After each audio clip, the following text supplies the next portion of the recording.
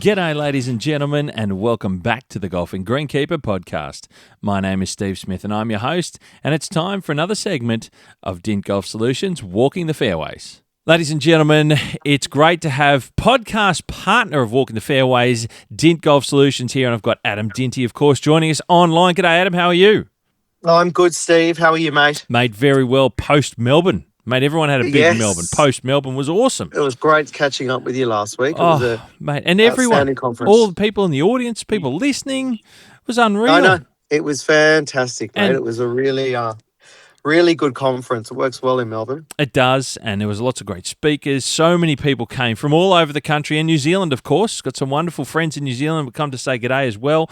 So Tom Aldridge from Paraparaumu Beach, and of course Harry Middleton from Muriwai, who I caught up with, which is always nice to see. There's so many people, and Mate, yeah. I've got to say, and we touched on this before the conference we talked last month, but having been at the conference and seen your trade show stand that you guys have with everything there, I know we talked about the Royal Adelaide plaques, the bronze. I got to see them. Yes. I got to touch them. Like I said, everyone should have done. Mate, you guys have some really amazing stuff going on and supplying some incredible golf courses right around the world. Mate, this is what we love about these conferences. It allows us to bring together a collection of all of the work that we've done over the past year and highlight it and exhibit it there under lights. Yeah. We can get, we had lots of, obviously always have superintendents, but with this year there were directors of golf, general managers. It was such a busy show and everyone was coming through. And just looking at all the stuff that we do is, we make so much of this stuff ourselves, all our bronze plaques, all our bronze practice putting green tops. There was just so much out there, the distance plates, the markers. And for us, it's just such a great opportunity to just exhibit that. And we get to look at it, and that was the thing that we talked about it, but it means so much more when you get to see it. Like I was looking at those bronze plaques from Royal Adelaide, and you see the detail, you see the craftsmanship in the product itself, and the finish on the surfaces, and all that. You can pick it up, you can look at it closely, and just see the quality of what you're producing. Like you mentioned, they're made here. So much of that stuff. Yeah, well, mate, that's our forte, the bronze plaques, and that's what we've had a foundry. My great grandfather started in 1930. Wow. And so it's in our blood. Yeah. And when it comes to that stuff, when guys, when golf courses, I should say, want the best, they know that the quality, even the type of bronze that we use, the way we pour the metal, it's all done with expertise and knowledge of over 100 years of casting and forging. So it's great. Unreal, mate. Fantastic stuff. And lots of great traffic, like you mentioned, not just greenkeepers, superintendents and assistants that are working on the course, but it's also the other side in the golf of general managers and directors and those sorts of people in the management side of the golf facilities that we're able to have the conversations with. They're able to see that sort of stuff firsthand and open up great conversations as well. Yeah, it was great. Unreal. Always love it. Mate, fantastic. Now, we've had that side put to one side. We had a great deal of fun down there in Melbourne. The other part of the fun is the wash up from the footy tipping. Yes, absolutely. Fun for some. Mate, sign us up and see how we're going. Who's at the top of the trees? Okay, let's start with the AFL today. So we've got Kingston Beach sitting at the top of the table. The boys Tassie, from down in Hobart. Yep. Followed by Mossman Park and Bardwell Valley. Oh, wow. We're all over that. This is fantastic. Shane and the team at Mossman Park are doing well, and Bardwell Valley here in Sydney is doing. Look at this. I love the wide variety. Everyone's getting involved. This is fantastic. It's unreal, and we've had a bit of movement, mate. So these names are new ones at the top of the table. Yes. So actually the same in the NRL. We've got Trentham at the top. Right. Country Vic. And then we've got Bega down south. Yep, Country New South Wales. And then Apollo Bay down in Vic.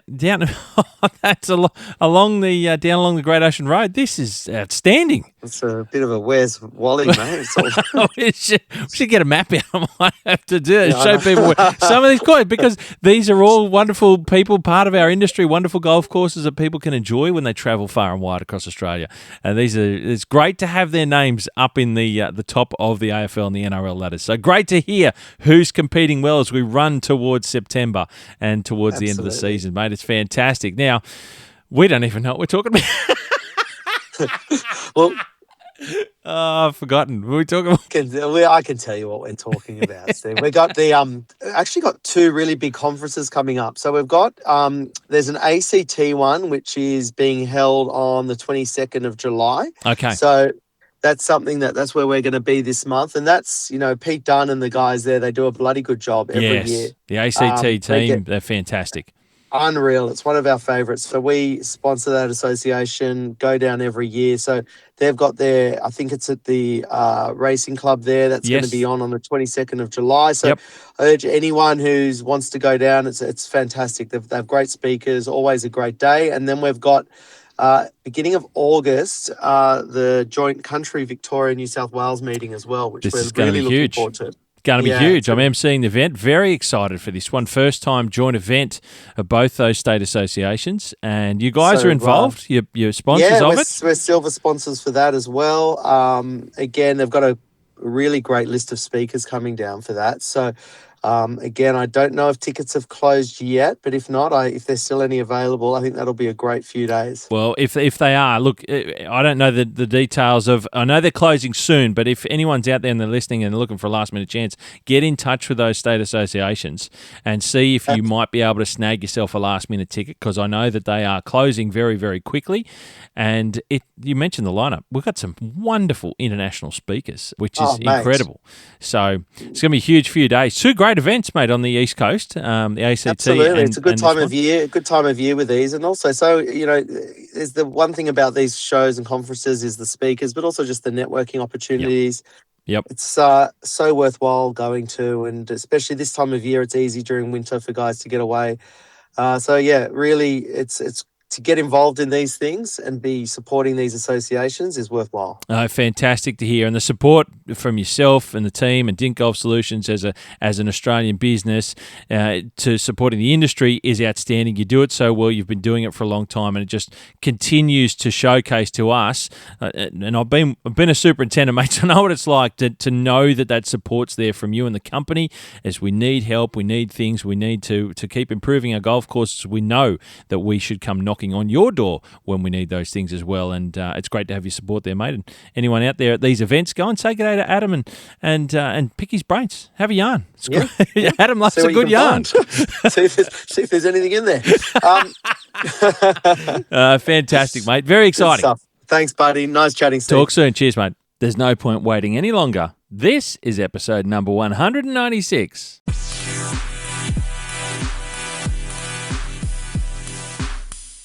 Now, as you know, ladies and gentlemen, it was only a couple of weeks ago that many of us were down in Melbourne for the ASTMA National Turf Conference. That's the Australian Sports Turf Managers Association.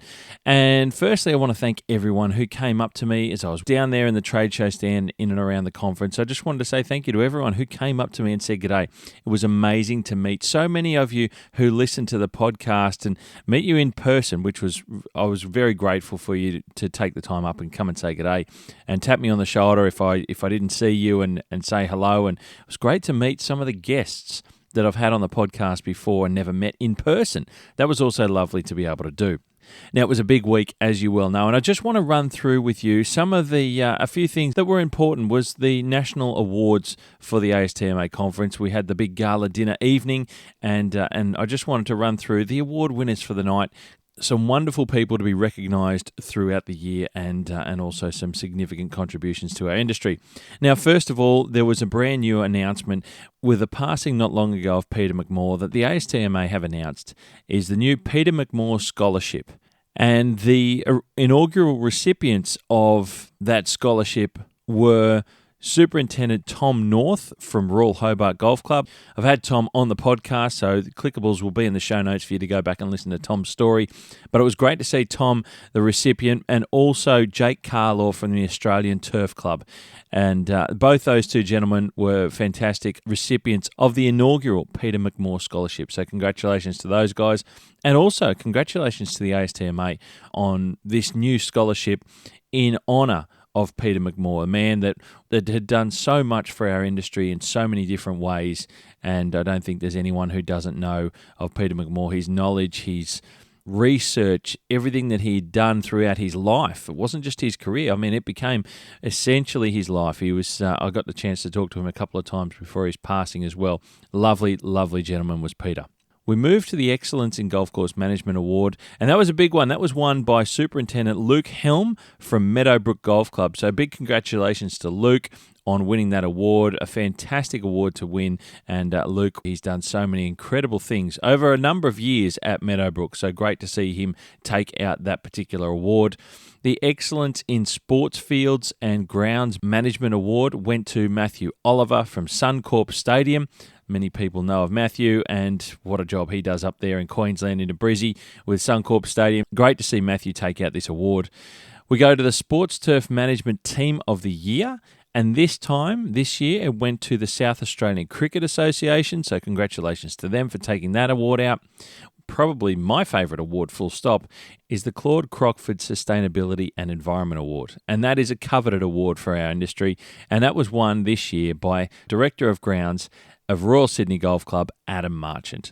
I was so pleased to see Adam win this award. There's been so much done at Royal Sydney Golf Club in recent years. As many of you have heard, I've been very fortunate to be able to have Adam on the podcast. At the end of last year, I'll have a clickable in the show notes to Adam's conversation that I had with him on Keeper of the Greens. Just so good to see.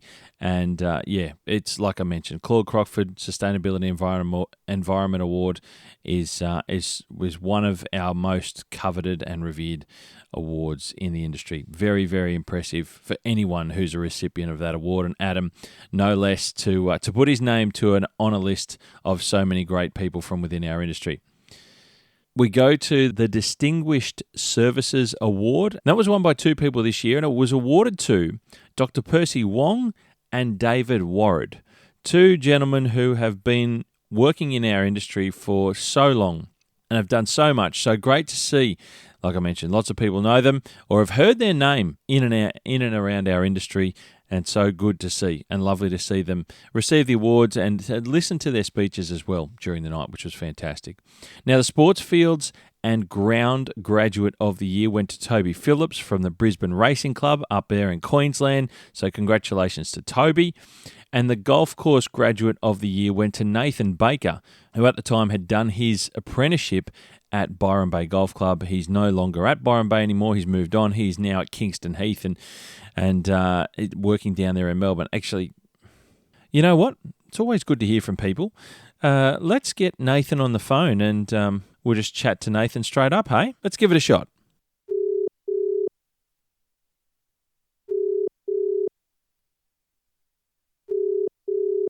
Ladies and gentlemen, 2026 Golf Course Graduate of the Year, Nathan Baker. G'day, Nathan. How are you? G'day, Steve. How are you, mate? I'm very well. Thanks for having me, mate. Pleasure. No, mate, thank you for joining me. And how's that for a title, hey? Oh, mate, that sounded pretty good. Thanks for that, mate. Gotta love that. Now, Yeah. you are... let's just straighten some things out. I wanted to get you on here because we've just not long ago come away from Melbourne. We had the annual Gala Awards dinner evening where it was announced that you were the winner of the Golf Course Graduate of the Year. Congratulations on that. But before we get too far into this, people might have noticed and they might have heard. So you're working at Kingston Heath. You got your Graduate of the Year at Byron Bay while you were working there as an apprentice, where you did your time, Byron Bay Golf Club, Northern New South Wales, and you were representing the state of Queensland. Can you kind of iron that out for us a little bit so we can understand how all these dots join? Yeah, so good question. So, obviously did my time at Byron Bay, but I studied in Brisbane. So, did block release up there, and that's why I was a Queensland apprentice, even though Byron Bay is in New South Wales. But, that's how that works out. Okay, and then you finish your time, and this is a very quick trip through. You finish your time at Byron Bay, and you get a job as a qualified greenkeeper at Kingston Heath. Is that right? Yeah, so I'm actually from Melbourne. So, after my apprenticeship, I always wanted to head back down to Melbourne, and I seen an opportunity come up at Kingston Heath just about 2 months before they started the Oz Open. So joined Kingston Heath as a seasonal role, and finished that in April, and then headed overseas after that. Fantastic, mate. So wow, that's huge. So then you go overseas and you come back to Australia. How long were you overseas for? Yeah, I was over there for about 6 months. So yeah, just trying to dodge the cold Melbourne winter and and then come back to another seasonal role at Kingston Heath, and we've extended that a little bit now, and yeah, that's where I'm at now, and Fantastic. Australian Open later this year. So incredibly exciting, mate, with the Oz Open later this year. And I just had golf course superintendent Hayden Mead on the pod. So it was great to get down there and chat with Hayden as well. So, and just for everyone knows, if they're wondering, they can check out the show notes because I'll have a link to that too. But, mate, this is about you, Nathan Baker. You are 2026 Golf Course Graduate of the Year, which is incredibly exciting. What I wanted you on here for, apart from sharing with everybody a little bit about your story and the fact that you've won this amazing award, because it's a big deal for yourself. It's a big deal for your family too, no doubt. What did your parents think when you won that award? To be honest, I don't think they actually believed me because there was no photos and no one was there, and I think they didn't believe me. But then a couple of days later, when I showed them the trophy and a couple of photos, that they're like, "Geez, he actually did win it." There he goes. It's real. It's real. Unless it's on Facebook or Instagram, mate, it's not real. Yeah. So, mate, take us back a little bit, please, if you can. I want you to share with us what the process was a little bit like getting down there. So you win the Graduate of the Year with the Queensland Golf Course Superintendents Association, which has just recently changed its name to the Sports Turf Managers up there. But tell us a little bit about that process. What was involved with getting that award in itself before you then carry on for the state? Yeah, so similar sort of process with the national one. So I had to sit through a series of interviews with their judges and that sort of thing, and just sort of like we're doing now, just chatting a little bit about my journey and sort of goals like that. And then, so going for the national award, you win the Queensland award. You're then representing the state up against the rest of the state winners from right around the country. We go down to Melbourne. What's the process involved? You know you're in with a shot now at the title for the national award. What are the steps you go through? You're going to Melbourne now. You know that's happening. Tell us a little bit about what's involved in all of that leading up to last week. Yeah, so basically just gave us some dates of when we need to be in Melbourne, and they gave us some brief instructions of what's going to happen and sort of what we got planned for the week. We got asked to put together a bit of a slideshow and a bit of a presentation to present in front of some judges. So that was a 15-minute presentation we had to do just on our sort of journey and our career and sort of goals and where we're headed, those sort of things. And then I'm going to ask, mate, I'm going to jump in and ask you, what was it like doing that in front of a panel of our industry peers? Yeah, it was very interesting, actually. I really enjoyed it. Yeah? Obviously, we're all pretty nervous, but just like me and the other apprentices, I'm sure, it's similar to presenting in front of a board and those sort of things. And, yeah, for me, having to put that together and present it was a good challenge. And, difficult when you got, 5 sets of eyes staring at you and it's a small room. And, it was awesome to put that together and to, yeah. Very good. So you do that while you're in Melbourne, or is that beforehand? Yeah, sorry. So, that was, so we all got in Sunday. Okay.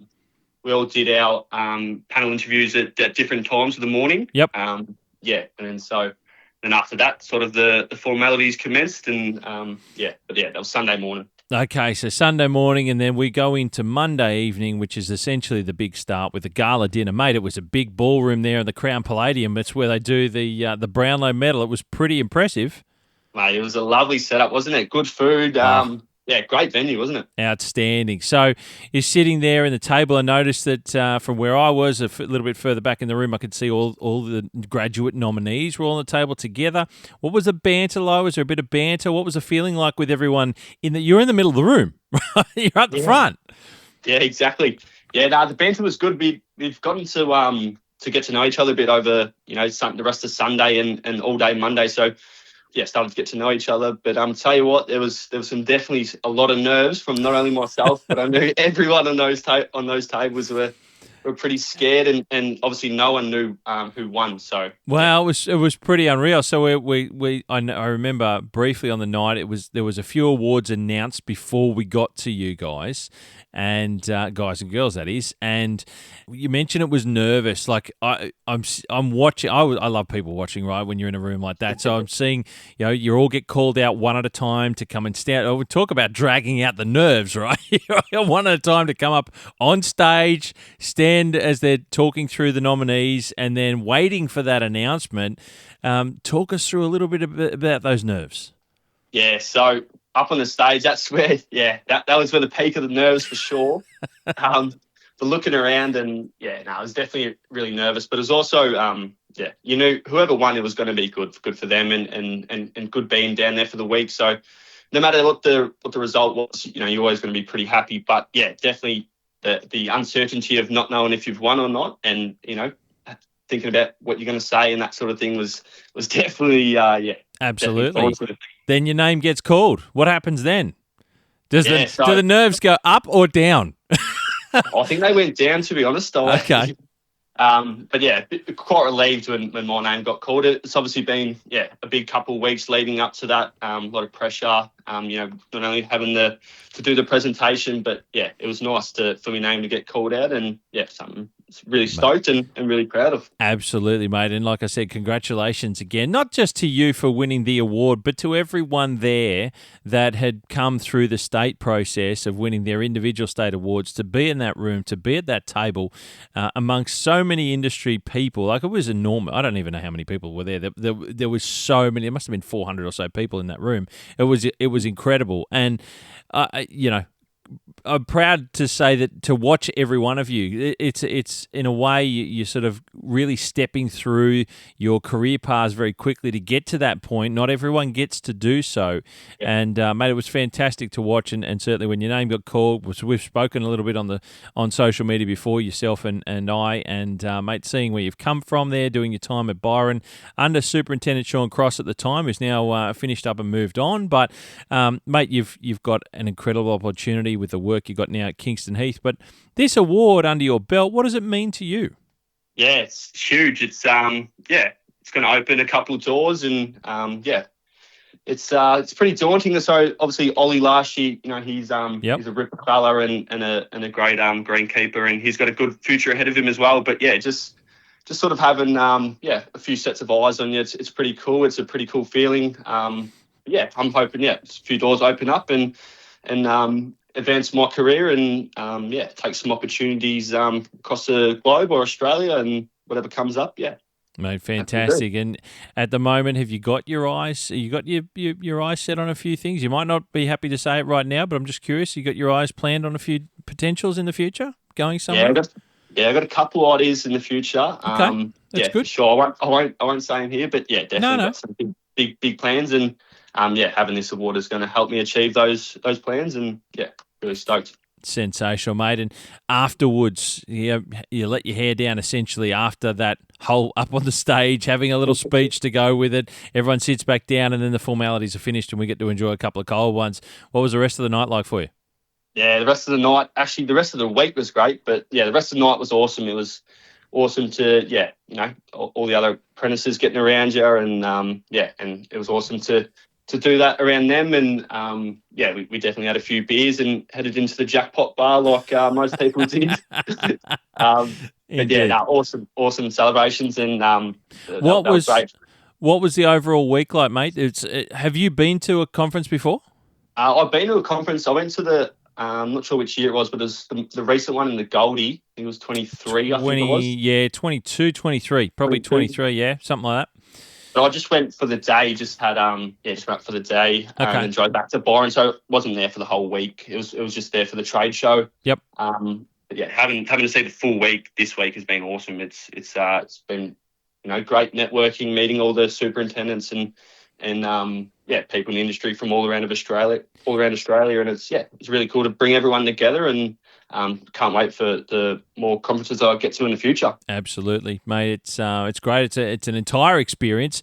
I'm going to ask you, and you essentially short career to this date, and I'm not being rude by saying that, but mate, is there anyone along the way in your time that you've had as a mentor or anyone in specific, or have you just had a number of people around you that you've been able to sort of learn from along the way? Yeah, I think just obviously the key one being Sean Cross, being very, very grateful to have done my time under him. Me and him sort of got along from day one, and he's just he's been really helpful for me, and he's instilled his passion across over to me. He's any question, any time of day, he was always keen to give you a high quality answer. So, he's the key one. But then obviously the staff around, the Byron Bay team, they've all been unreal to me. And then anywhere I've gone, I've learned from different people, like the superintendent in Sweden, and obviously Hayden Mead and Tim and the crew down there in Melbourne. So bits and pieces from everyone, but definitely the key one, Sean Cross and Hayden. No, for sure. Sensational, Nathan. Well, like I mentioned, mate, it's great to have you on the pod. I really wanted to be able to share a little bit of your story, a little bit of insight from the gala dinner and the time that you had down at the conference in Melbourne, because it's a wonderful showpiece to be involved with as part of the ASTMA National Turf Conference that you got to experience. The Gala Awards dinner evening is incredibly exciting to be involved with, mate, and a big congratulations again from me to you, and I appreciate you jumping on the pod, mate, and sharing it. Even though this is our 7th take, just for anyone listening, I'll condense it down. But we might have to. There might be a blooper reel at the end of this. We'll see. Stay on listening to it. Nathan Baker, 2026 Golf Course Graduate of the Year. Congratulations once again, mate, and thank you for jumping on the Golfing Greenkeeper podcast. Thank you, Steve. Yeah, been a pleasure to come on. I've been listening to your show since started my apprenticeship, so it's nice to full circle sort of moment, and honour, mate, and thank you. No, absolutely, mate. I appreciate you listening for so long, but Nathan, thank you, mate. We'll catch up again soon. Easy done. Thank you, Steve. Now, before we go around the grounds like I usually do, as part of Walking the Fairways, being the news segment of the podcast, look, we're into winter. It's the off time of the season down here in the southern states. And look, there's been a bit of talk lately, and I'm a big follower, as many of you are, who are working out on golf courses and sports turf around Australia and New Zealand. And I know that we all follow the weather. It affects us day to day in our roles as greenkeepers, superintendents, course managers. And recently, only just a few weeks ago, I come across the Bureau of Meteorology here in Australia, who had made an announcement. So I just wanted to go through some things with you and my sort of things that I used to look at when I was a superintendent. So this is probably relevant for some of you who are up and coming people in the industry. You're sort of looking to see where you read information from, where you get info from, how you sort of look and judge at the weather. But we're always following the weather. We're always following the climate. And this was something that had just been released. So I'm just going to go into my notes here and give you a bit of the information that I've come across, and you can take from it, hopefully, some bits of info that might be useful. Now, there's been a bit of talk recently around the climate because things are still a little bit wet in some areas, but for the most part, they've been drying out a little bit. So the talk and the chatter has been whether El Nino could be coming to Australia. And officially, as at this week, El Nino has been announced. It is officially kicked off. The triggers have occurred and it's happened. Now, firstly, what does El Nino mean? For those of you who have heard of it, you're not really sure about it. Look, to be honest, we've had the best part of 5 years of wetter times, wetter parts of Australia. And some parts of that, by definition, have been La Nina. But this is El Nino. So what does El Nino mean? Well, it's generally speaking, not officially, but generally speaking, is characterised by the eastern half of Australia broadly receiving below average rainfall. That's sort of the generalised view of it. I don't want to go into the official wording because it becomes a whole paragraph, but that's just a shortened version and a general view. Now, for the Bureau of Meteorology here in Australia to declare an El Nino in effect, they use what they call the Southern Oscillation Index, or the SOI, which you may have heard before. Some of you may have heard of it, some of you may have not. But the SOI, as it's known, is essentially a number, and that number is calculated by comparing sea level air pressure differences between Tahiti and Darwin here in Australia. Now, to declare an El Nino event, the Southern Oscillation Index needs to be -7 or below for 3 consecutive months. So 90 days, in effect. There are a few other factors that influence the severity of an El Nino event and the rainfall in the eastern parts of Australia, but let's just stick with El Nino here for the discussion and the SOI, essentially. Now, in June, we hit the 3 month in a row mark of the SOI below -7. I'm going to give you the numbers. In April, it was -11.2. In May, it went further into reading -14.4. And then in June, just a couple of weeks ago, the official numbers come out and it was -24.9. Now, I haven't seen that number. I don't recall seeing that number, essentially. I really don't. And so I had to go digging into some information. The last time it was close to -24.9 was I had to go back into the records of the Bureau of Meteorology and dig it up. And it was back in February 2005. That was the last time that it was near that number. In fact, the last time we recorded a number here in Australia of the SOI being lower than -24.9 was in February back in 1983 when it was -33.3. Now, what does that mean? Well, like I said, it's a calculated number and it points towards a drier trend. And with this number, it's a slow measure of 3 consecutive months. And the reason they use that, in my opinion, is because that if it just drops, it drops down into the minus every now and then. And one month doesn't mean much. But when it does it 3 consecutive months in a row, it means that there's a trend. And that trend often points towards, like I mentioned, a below average rainfall as a rough estimate, more broadly to the eastern half and the eastern parts of Australia.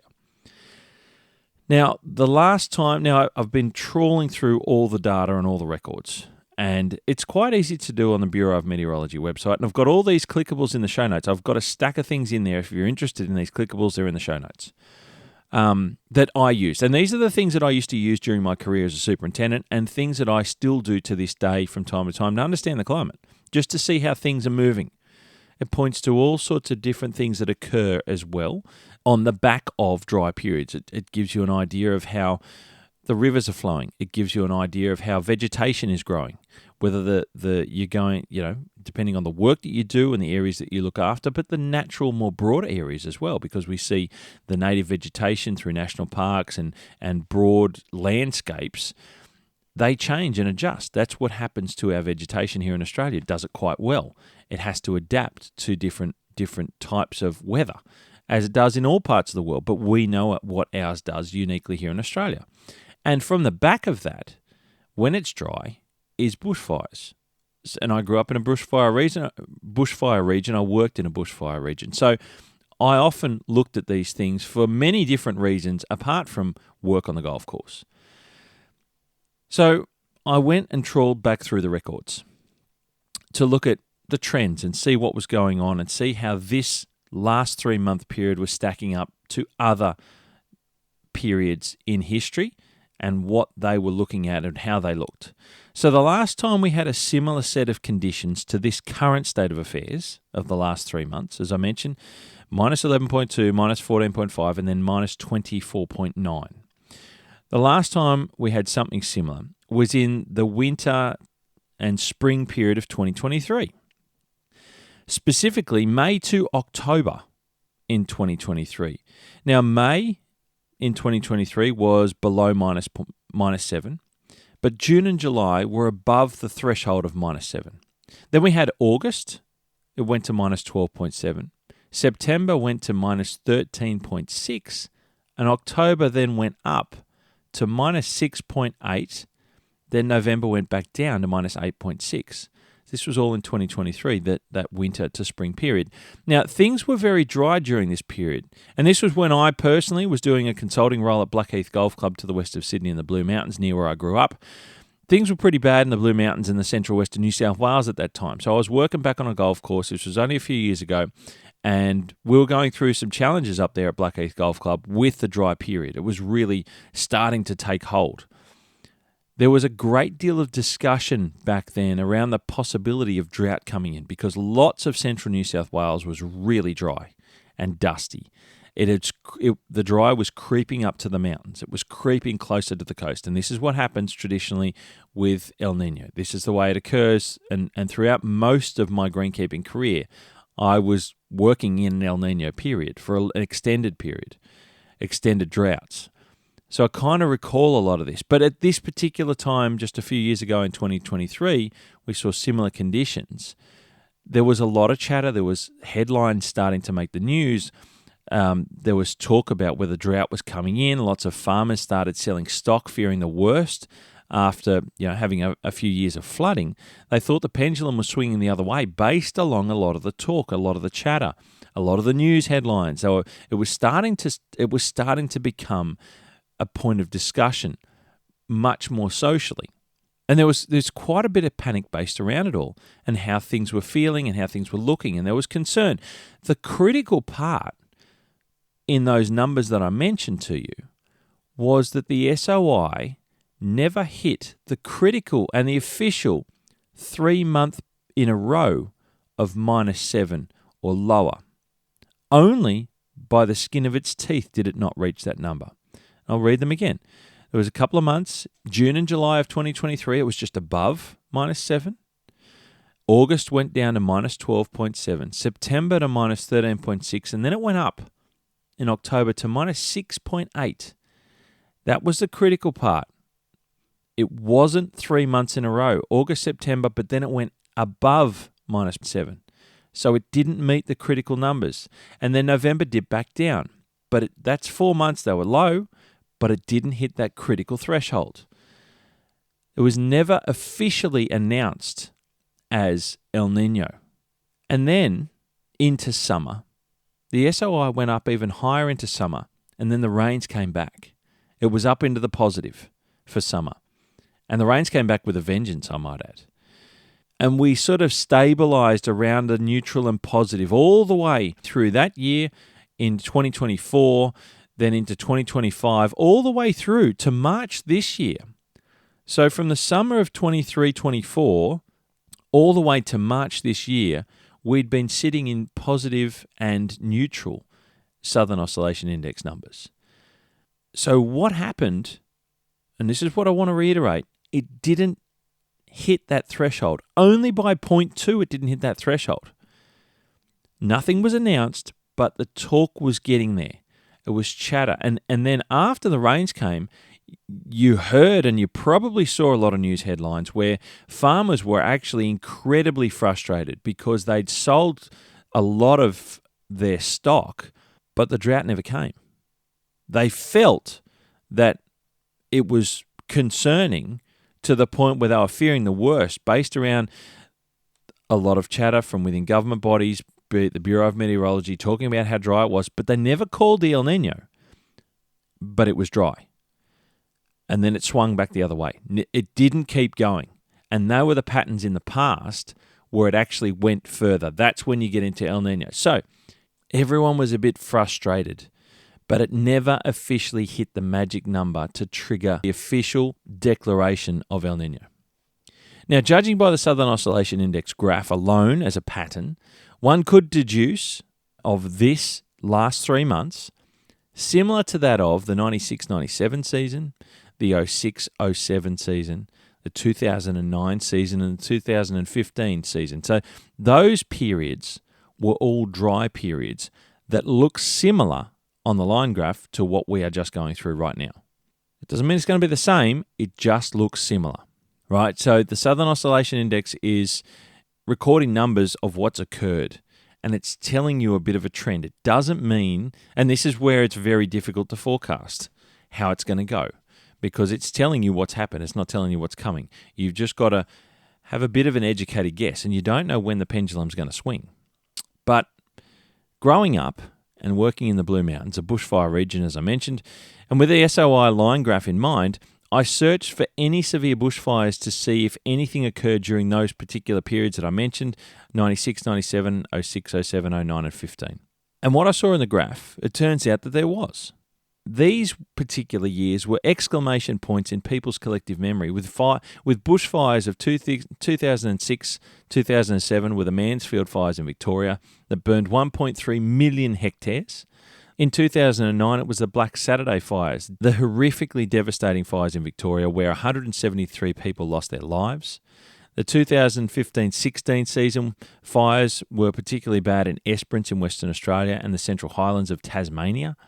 So there was a lot that correlated with the dry periods in the line graph of the SOI that I look back in history that looked similar to what we're going through now. Now, I'm not suggesting that we're going to have a bad bushfire season, anything like those particular ones. But again, looking at the line graph of the SOI, it has dipped from the previous pattern somewhat similar to those particular years that I mentioned.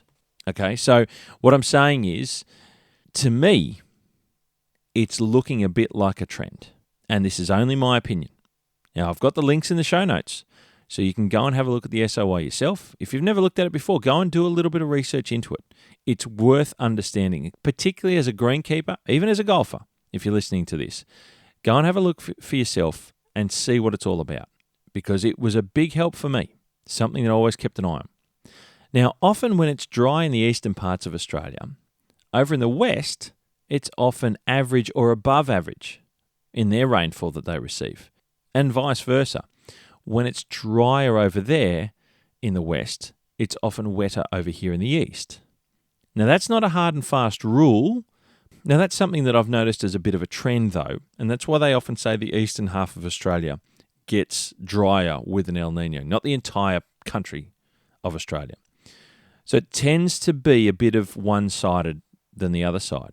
Now, there's been a few occasions where it's been dry on both sides of the country, and so far these past few months, that has been the case, except for the part through the middle of the country, which has seen some incredible rainfall totals. Only just the other day, we saw in Adelaide and South Australia, they've had some staggering amounts of rainfall.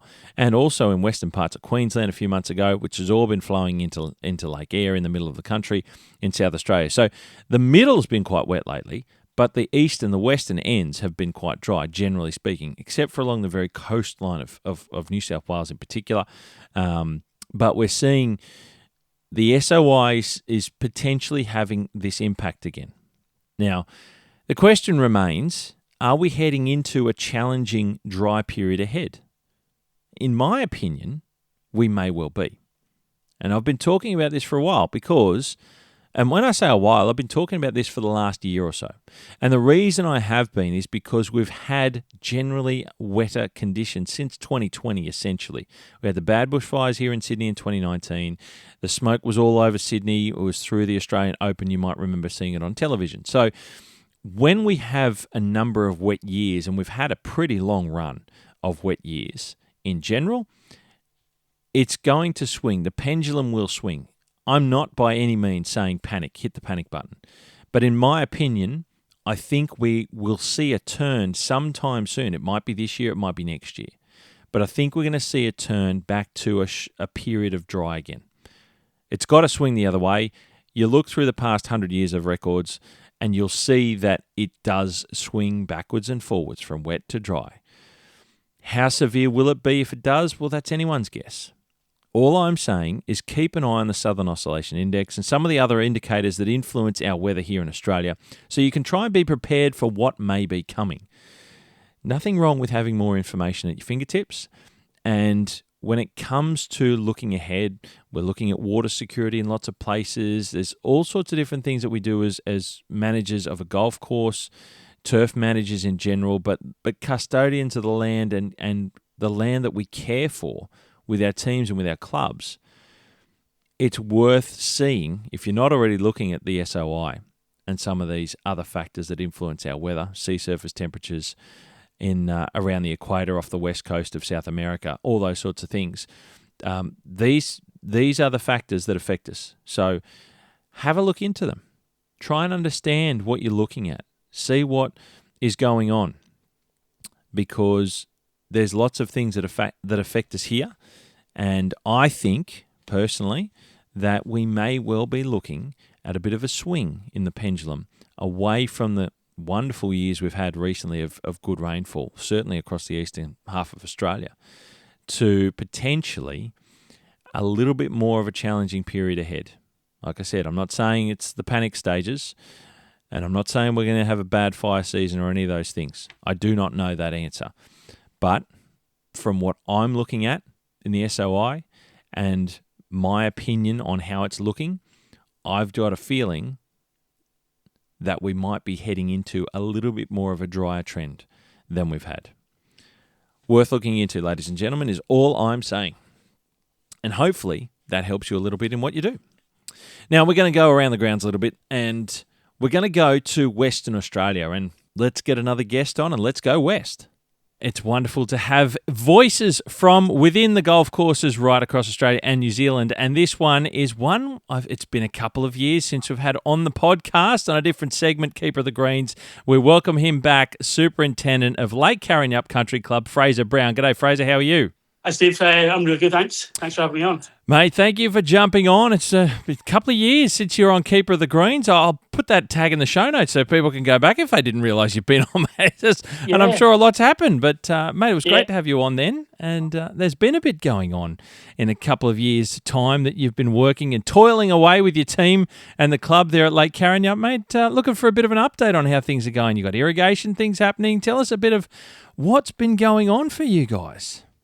Yeah, definitely. We're always busy here at Lake Karrinyup, but the last couple of years we've been working towards our irrigation installation project, and we got there and it started start of April there. Big project for the club. 30 years since the last install, so wow, we're deep into irrigation installation right now. So.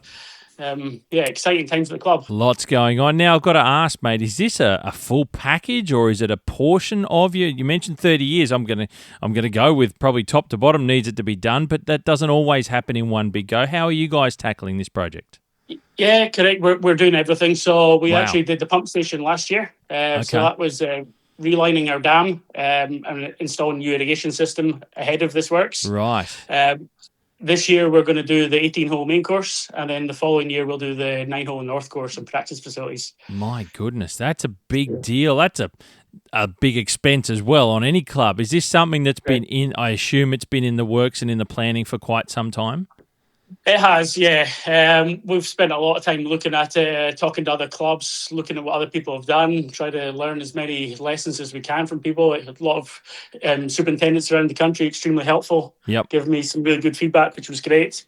So can I ask which way you've gone in terms of, like, we hear I shouldn't say we, because this is more of a me question than others. I've been out of the game a long time and I didn't have any real in-ground sprinklers. It was hoses and knockers. But I see commonplace these days is to have back-to-back heads around green. So one lot of sprinkler heads is doing sort of more or less a 180 doing the surrounds, and the other side back-to-back is a 180 in essence doing the green surface. Are you guys doing something along those lines? We've done something a little bit different. So we've gone back to back. Well, in a way, the greens heads actually do a 360. Okay. And we also have a second head there that will do surrounds only. Oh, okay. So you can sort of top up the surrounds essentially. Yeah, correct. The thinking behind that was that our distribution uniformity on the greens was excellent on the old system. So we've tried not to change too much there. Okay. And in the Perth climate, when we're irrigating overnight in summer, if the wind's blowing a certain direction and there's a corner of the green that doesn't get as much water, you can be chasing that. So the 360 allows us just to cover those areas. So it's worked really well for us in the past. So we're really looking at saying, well, if it's not broken, let's not try to fix it. Yeah, okay. That's an interesting way of doing it. And when it comes to fairways, are you twin row? Or how does that work? Hard edge, what does it look like for Lake Karrinyup? We're basically gone down to the tree line, so we're going to run part circles all down the tree line. Okay. And that could be 4 heads wide, 5 heads wide in some situations. Essentially, so, but it's just a hard edge. Whatever's in the middle will fill in, but essentially hard edge. You're not watering the rough out under trees and things like that. Correct. Yeah. Okay, correct. So, that's interesting. Very, very good, because there's so many different ways. And I've got to ask, did you go down the path of having, these days there's, I suppose, specialist irrigation design companies that get involved? Is that the way you went with this? Definitely, yeah. So we've been working with Paul Jones for a number of years, getting this design together. Yep. one of the real big drivers for the project was obviously the age of the system. It's 30 years since we last installed it, and we were seeing increasing issues as the years went on. But also, we're up for a water reduction or allocation across the state.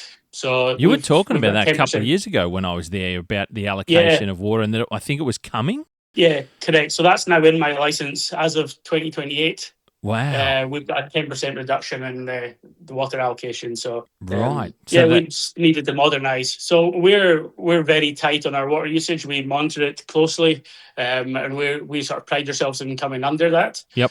But with the new reduction coming in, we had to look at new technology. So we were quite far behind, obviously, in a 30-year-old system. We had, outside of only valve and head we had on the course was greens and tees. Everything else was still runoff blocks. Oh, so wow. So we were doing well with efficiency, considering we didn't really have the tools to help us as much as we should have. So it's a case of us catching up with the modern world, I suppose, and valve and head across the course, and it'll give us that ability to really dial in every head and just look to reduce our water usage even further. That's quite remarkable. And like you say, do you have any expected sort of percentage of efficiency improvements? Do you forecast that sort of thing, or not quite to that detail? Not really. We haven't really focused too much on that number. Okay.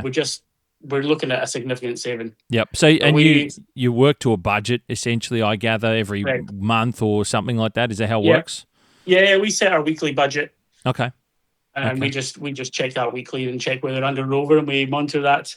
But we're looking at more of a, rather than just purely a water saving, it's a reallocation. So there's areas on the course that definitely need more water. Yep.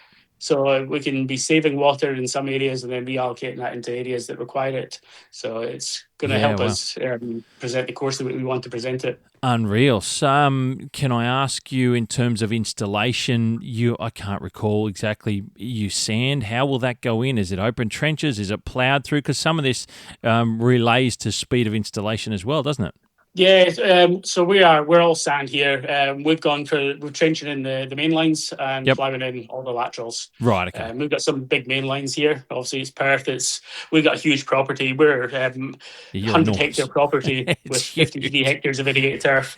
So half the property is irrigated grass. It is, wow. And we've.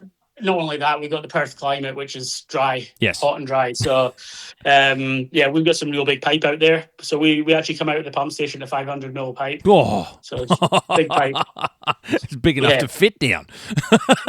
Yeah, that's huge. Yeah, it's a big pipe. Wow. Okay. And can I ask you, mate? I hope you don't mind me diving into this question, because to me, I'm like, this is unbelievable. Check out the tools you got. In terms of pump station arrangements with pumps, what sort of setup do you have that went through the installation there you mentioned earlier on?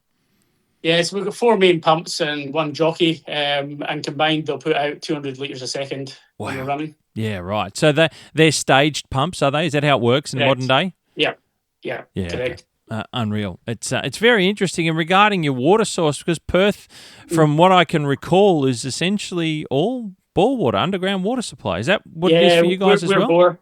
Yeah, correct. We're bore. Yeah, we're bores. We've got bores located around the course, and they'll pump back into our main irrigation lake and go out from there.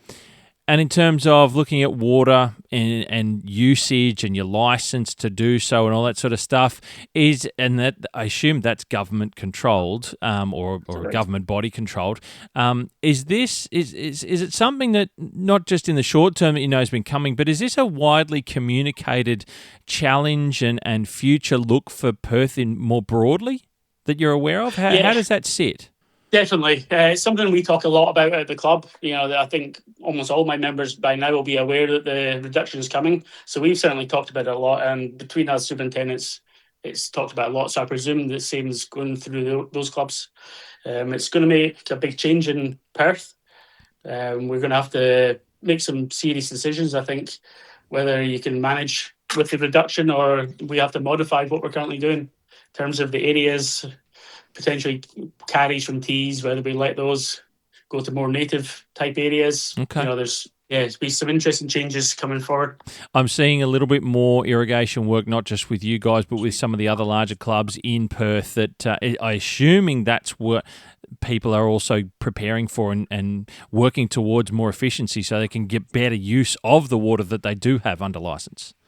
Yeah, correct. There's been a lot of irrigation systems put in the last few years, and over at WA Golf Club they're installing right now as well. Yep.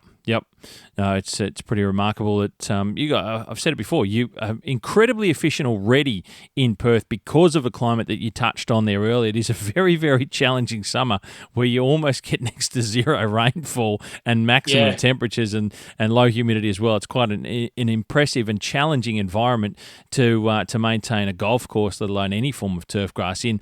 What sort of turf if you can remind us, what sort of turf do you have on your fairways that have to deal with these summer temps and water challenges? Yeah, we're Cooch here, so we've got wintergreen on the majority of the main course, and we've got Santana on the north course. We've got Santana tees on the main course as well. Do you find anywhere within those two particular varieties that they perform better in particular instances or particular summer cycles than the other one between the wintergreen and Santana?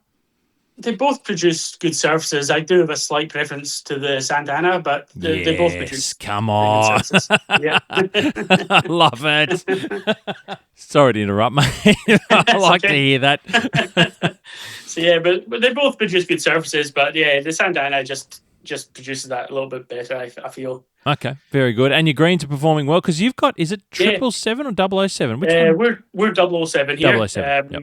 And we're transitioning the North Course greens over to that as well. So there we're still Pencross. So we've been transitioning them over 3 a year as well. So we've completed 6 already, and there's 3 more to finish off. And again, this is all part of improving the golf course and efficiencies in water use, I imagine, as well. Mate, it's very impressive to hear in terms of the irrigation scale of the work that you're doing there.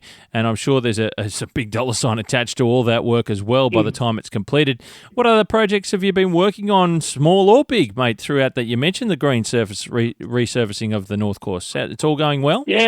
Yeah, so that's been a staged approach. We've just gone through it. We've just been doing it little by little, 3 holes, 3 greens per year, and that's been good. We've got 3 left to go, but the real projects have come. We've taken advantage of the hole closures through the irrigation system, so we've really taken that chance to really make a difference on each hole as we go around. So we're assessing what needs done. So we're going to address every bunker on the course. So that's 81 bunkers on the main course, and then another 12 next year.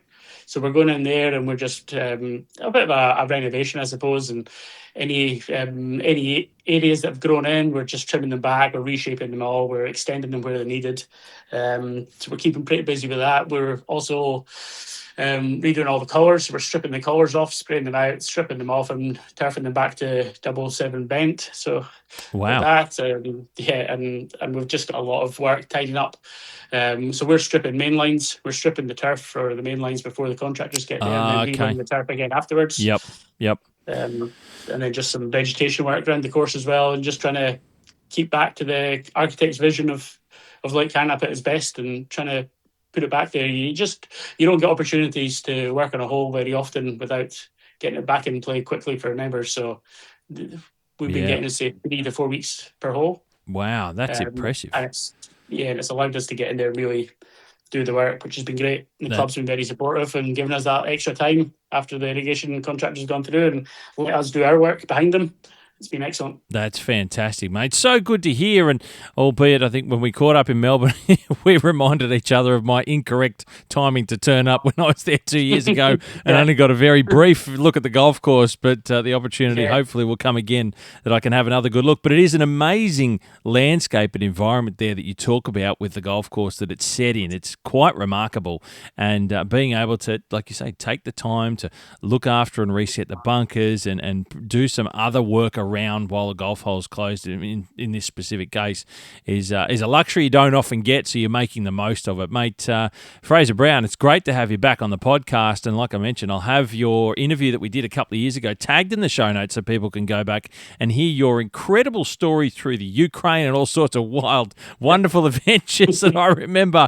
Mate, Fraser, it's great to have you back on. I appreciate you coming on the pod for a bit of an update for everyone on what's happening over there at Lake Karrinyup.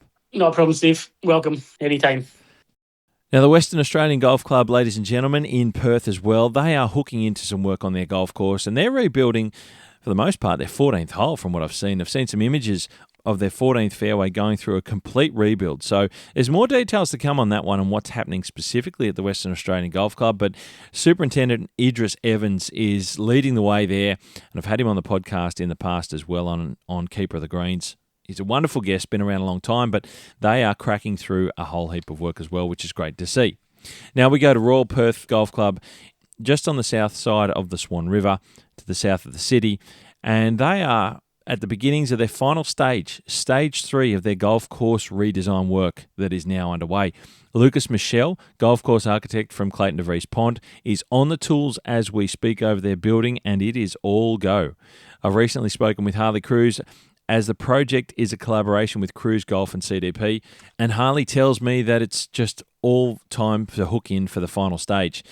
I'll have some more details on this soon to fill you in, but it's great to see Royal Perth getting towards the end of their full course rebuild as part of this 3-year process. Lots happening, and look forward to giving you more details of just what's going on there in the final stage of Royal Perth Golf Club and their rebuild on course. Now we go a little bit away from the city centre itself to Mandurah Country Club, and they've hit the halfway mark of their irrigation installation. Similar to what you've heard from Fraser Brown at Lake Karrinyup Country Club, at Mandurah they have also done trenches for their main lines, and they've ploughed in the laterals across the fairways. Now, what does that mean? Well, it means that where the pipe has been ploughed in across the fairway, basically only see a line on the ground where the pipe was installed. That's the beauty of ploughing in irrigation lines. It's very different to digging a trench and putting in the pipe underneath and then having to put the trench on top, and you often cut the turf off and re-turf it, that sort of thing.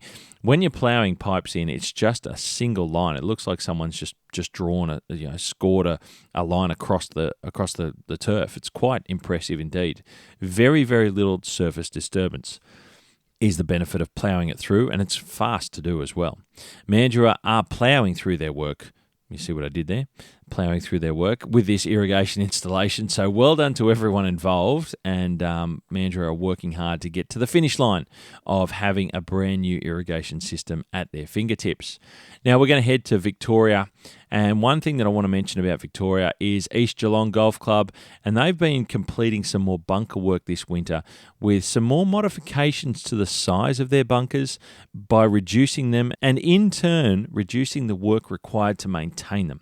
In some instances, they've actually also removed some of their greenside bunkers, opting for short-mown grass hollows, which is interesting to see. It's not something that we often see here in Australia, but a very interesting change for the course at East Geelong, and well done to the team on these improvements and adjustments to the golf course. Now we go to Queensland, ladies and gentlemen, and we are going to Gailes Golf Club. Once host of the Men's Australian Open back in 1955, it's located about 25 minutes drive southwest of Brisbane City on the way to Ipswich, not far from Brookwater, which many of you have heard of. Now, they've been upgrading some of their bunkers on the golf course. The work has been done on their first hole, to be specific, with all 3 of their greenside bunkers and the fairway bunker being rebuilt using a modern bunker liner product. New sand has been installed and new turf has now been put down around them. Not long before they're open for play, and it's great to see this new work happening at Gailes Golf Club in Brisbane. Now we're going to head over on the east side of the city to Wynnum Golf Club in Brizzy as well, Bris Vegas as many of you call it, and they've been doing some drainage work on their golf course to improve some of their turf surfaces. Now Wynnum is located about 20 minutes drive to the east of Brisbane City, as I mentioned. It's over not far from the coastline is where it is. This new drainage work is helping to alleviate some of their wetter sections of the fairways. This time of the year is good up north to get some of this type of work done and completed before we get into the summer and moist hot air, possibly bringing storms and higher rainfall. So it's great to see this work being done at Wynnum Golf Club. Onwards and upwards for Wynnum with some drier, better quality fairways as a result of this drainage work and the improvements to their golf course. Well done. Now we come south into New South Wales, and a bit of news coming that some of you have probably heard, which is the New South Wales government have finally and officially put up a fence around half of the golf course at Moore Park in readiness for them to begin ripping up a portion of the course that they've designated to be rebuilt into a public park. This is going to be terrible to follow, but nevertheless, I will be following it right here on the podcast for you. I'm not a fan of this call, and I've had Jared Kendler on the podcast as well, as you know, like many government projects, and I'm sad to say it, but I've got a feeling that this is just going to blow out of proportion. I'm reasonably confident that the cost to develop this 20-hectare park from what was a portion of the golf course will blow out beyond belief once things get going. They've said it will be a $50 million project to turn half of the golf course into this public park. Now, you keep an eye on the spin and the numbers and things, and I'm confident things are going to get out of control during this build. Just keep an eye on things. Sadly, like most projects, as I mentioned, they're rushed through and they often deal with it all later. And this was one of those things. Once they start digging up this golf course, you can't undig it up. They will have to finish what they're setting out to do, and the numbers, I've got no doubt, will be eye-watering, if indeed we ever see them. And the reason I say that is because they hide this type of info that's unpopular. They hide it away from the public. And as we've seen numerous times with other projects and other things to do with the government, be it the state or the federal governments, they sometimes even refuse to release it when applied to via a Freedom of Information application. So we don't know if we're ever going to see how much it's going to cost, but I guarantee you it's going to blow up. Time will tell, but it is sad nevertheless that Moore Park as an 18-hole golf course is no more. And let's not forget that a 12-hole golf course, which is what was finally announced just before the fences went up, was never actually tested in a business case. This government have absolutely no idea what they're doing here with this project, and they don't know what it's going to cost them in the end, in my opinion. They're flying blind into Clover Moore's hands with an open checkbook and will be forced to throw money around like confetti to complete the project they haven't properly planned for. Now, as you heard me just say before, I've had Jared Kendler on the podcast recently to discuss this, and he said the government's own business case said it should stay as an 18-hole facility. That was the best economic outcome for the site. So go and work that out if you like. See if you can make heads or tails out of that. Their own business case said it should stay 18 holes, and they've decided to take half and turn it into a public park. Yeah, sure. No worries. Just do whatever you feel like doing. Why pretend to have us talking about what we want? It was a majority that come out and said to keep it an 18-hole golf course, the majority of the public, when they put it to the public. But they kept that under wraps until the very, very last minute when it was finally found out, the details of the public survey. Their own business case said it should stay 18 holes, yet here we are. Fences are up. We're losing an 18-hole golf course. It's going to be converted to 12, which is 12 holes in the 9-hole space that they originally announced. So they're squeezing in less. So it's turning into a mess. I'm not a fan. I'll be interested to see how it all goes, and I will follow it for you. But I'm not a fan. So I'll leave it there. Now we move to Camden Golf Club in the southwest of Sydney. Many of you may know them on Instagram as the Smoko Room, and they are piss funny, to be honest. I will say that. Now they've had a couple of new bunkers built on their 6th hole, and they've been using a new modern bunker liner which has been going in as well. And they all look very good, and they're in readiness to be open and in play before too long. So well done to the Smoko Room team at Camden Golf Club on the new work of these bunkers, and look forward to it being ready for play before too long. And we go back over to the coast to Bondi Golf and Diggers Club on the cliff tops in the eastern suburbs just to the north of the famous Bondi Beach. And they've been having a bit of a public stoush with Harry Triggerboff's daughter, who lives right next door to the golf course, and I've reported about this in the past. Now, what I did report was that they had to close down their 2nd hole on the course due to the neighbour in question legally threatening the golf course for the golf balls that were going over the fence into their property. And look, in the process since then, they've built 2 new greens on the course, creating a couple of new holes, and they've been able to move play away from that boundary in question. It's a big amount of work completed here in a very short space of time, and now all they need is weather. They need some warmer weather to get a little bit of temperature back into probably into springtime when we'll see it, so the new holes can be open for play ASAP. But they've done the hard work, they've done the construction, and now it's just a case of getting the grass grown so that they can be back to 9 holes, a similar size 9-hole golf course to what they once were, and not having to worry about any neighbours along the side along the side of the second hole that it was previously arranged as. Now, I've got a final piece of news for you on Walking the Fairways this time around, ladies and gentlemen. This one's something a little bit different.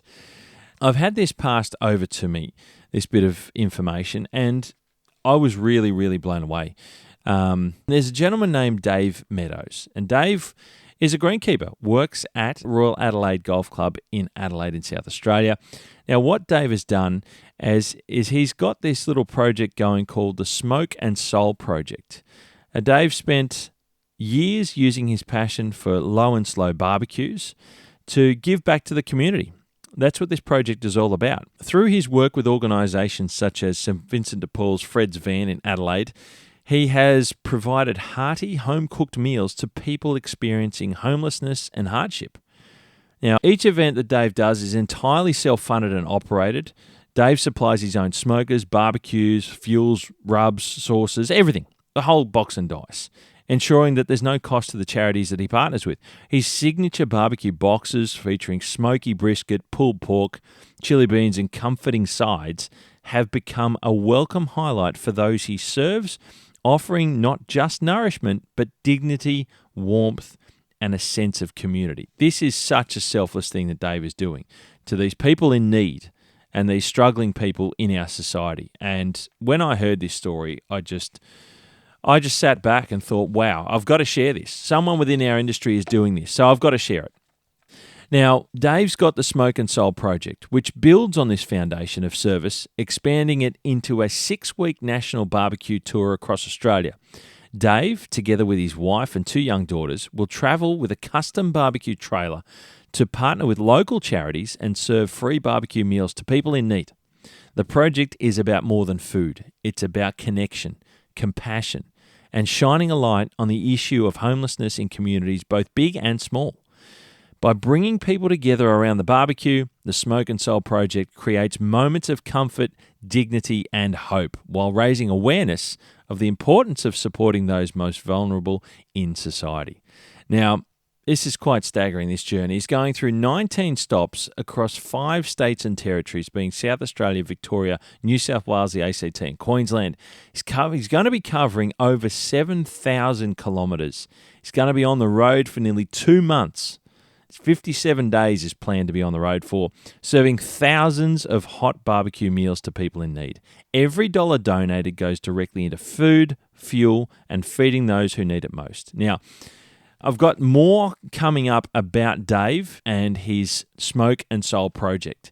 Like I said, this is an incredibly impressive journey that Dave's on in an effort to raise awareness for homelessness and people in need, vulnerable people of our society.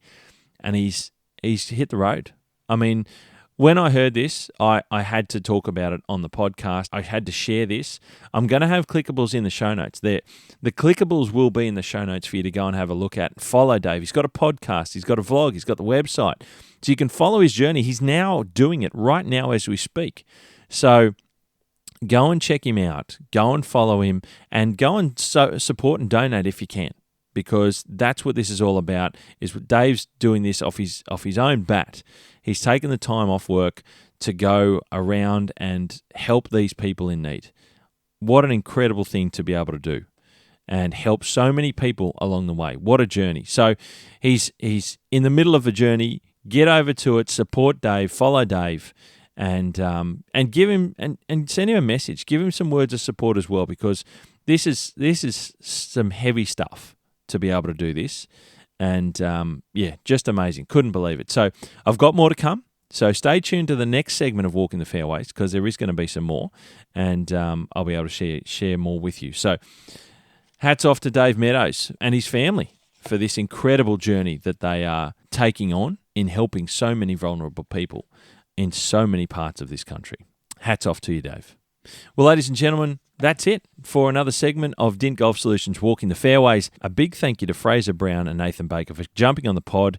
Lots of clickables. As I keep saying, there's so many clickables in the show notes, so get over to it. Please like, share, and subscribe. I really appreciate you taking the time to share this around to anyone who is interested in staying up to date with what's going on golf courses across Australia and New Zealand. Any reviews would be wonderful. I really do appreciate it. Thank you in advance. A big thank you to Adam Dinty from Dint Golf Solutions, of course, for jumping on the pod as well. Check out their website for all their latest products that are available at dint.com.au. Make sure you follow them on social media, Facebook and Instagram, where you can find them. If you haven't listened to it yet, Royal Melbourne Behind the Scenes of the Men's Australian Open podcast is also there, and I'll have clickables in the show notes too.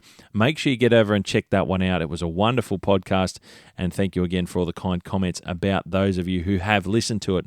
But if you haven't, I know you will enjoy it. It's something that's never, ever been done before in this country. I will leave you with it, ladies and gentlemen. One more time, you hit them clean, we'll keep them green, and I'll catch up with you very soon. Lots more coming out on the podcast. And hang on, because there might be some bloopers after this.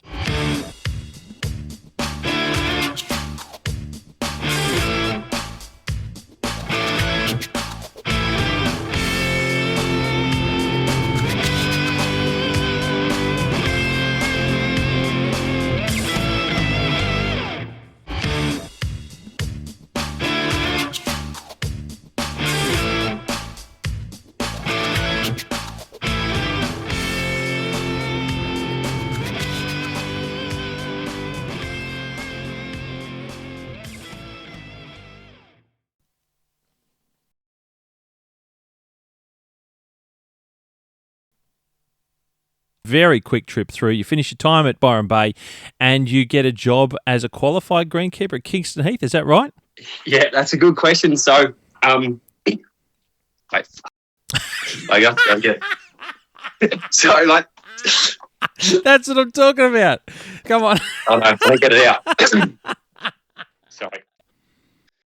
Just as a seasonal role, so just through the summer and the yeah, and. Mate, you reckon the panel was hard? Yeah, I think we've got a new challenger. Mate, this is. Come on. I keep looking at myself. I'm going to turn that off. You want to? Well, there you go. I was going to say, do you want to do it by phone? That's just as easy now, right? Yeah, let's do that. Yeah, that'll be easier, I reckon.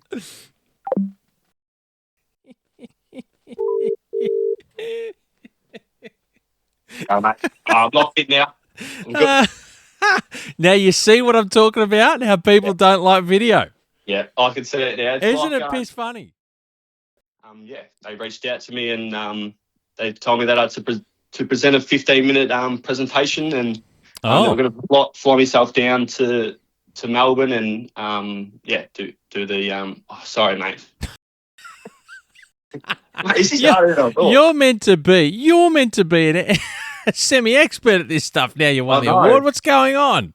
Oh no! Normally I've had a couple of beers and I'm in bloody jackpot bar at the casino. That's going to make a bloopers reel somewhere. That's fantastic.